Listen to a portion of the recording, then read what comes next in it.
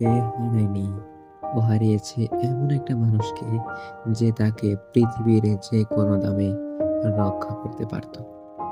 আমি আর ওর গল্প শুরু হয়েছিল খুব সাধারণভাবে একটা বিকেলে।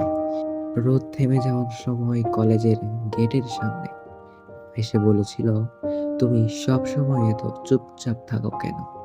সেই হাসিটাই আমার জীবনের সবচেয়ে বড় আশীর্বাদ ছিল। প্রথম দিককার দিনগুলো ছিল সুন্দর, শান্ত আর ভরসায় ভরা।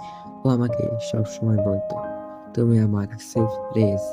আমি বিশ্বাস করেছিলাম। ধীরে ধীরে সমস্যা শুরু হলো বাড়ি থেকে। ওর পরিবার, স্ট্রিক ক্যাস্ট, রিলিজিয়ন সব মিলে ওর ঘরে প্রেম মানে অপরাধ। ও ভয় পেত, লড়াই করতে পারত না। ও বলতো, "আমি তোমাকে হারাতে চাই না, কিন্তু সবার সাথে একা ফাইট করতে পারবো না।" আমি ওকে সাহস দিতাম, কিন্তু সত্যিটা হলো ওর ভয় আমার ভালোবাসার চেয়ে বড় হয়ে গেল। একদিন ও আমাকে বলল, "আমার বাবা-মা জেনে গেছে। আমি চাই তুমি রাগ না করো। আমি চাইলে পরিস্থিতি আরো খারাপ হবে।" আমি বুঝেছিলাম ও আমাকে ছাড়তে চাইছে না। ও শুধু ভয়কে জিততে চাইছে। এরপর থেকে ও বদলাতে শুরু করলো। মেসেজ কমানো, কথা এড়িয়ে যাওয়া, ছোট ছোট বিষয়ে ঝগড়া করা ঝগড়া করা।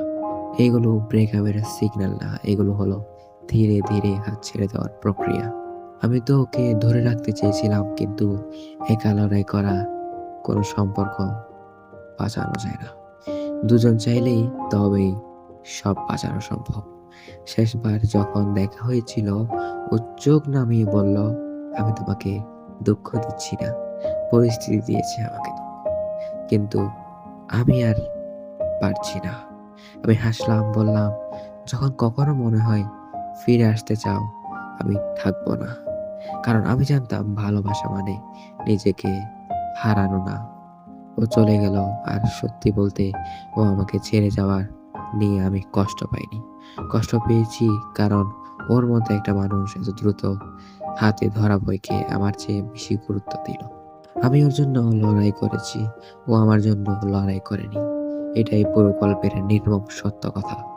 আর আজকে রাস্তায় ওকে দেখলে মনে হয় ও হাসছে, সুন্দর আছে, এগিয়ে গেছে। কিন্তু ওর ভেতর একটা জায়গা আছে, যে জায়গাটা আমি একদিন ভরে রেখেছিলাম। সেই জায়গা আর কেউ কোনোদিন পূরণ করতে পারবে না। কিছু ভালোবাসা শেষ হয় না, শুধু দুইজন মানুষ আর একসাথে থাকতে পারে না।